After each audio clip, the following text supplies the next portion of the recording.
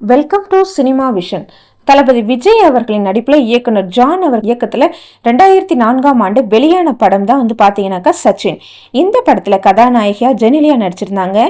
இந்த படத்தில் விஜய் அவர்களுடன் வடிவேலு சேர்ந்து செய்யும் காமெடி இன்னும் அந்த படத்தை நம்ம ரசித்து பார்க்கும்படியா இருக்கு.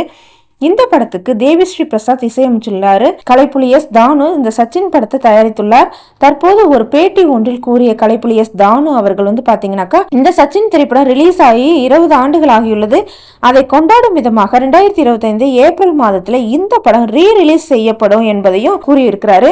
ஏற்கனவே விஜய் அவர்களோட நடிப்புல கில்லி திரைப்படம் ரீரிலீஸ் செய்யப்பட்டு ஒரு மிகப்பெரிய வெற்றி அடைந்தது.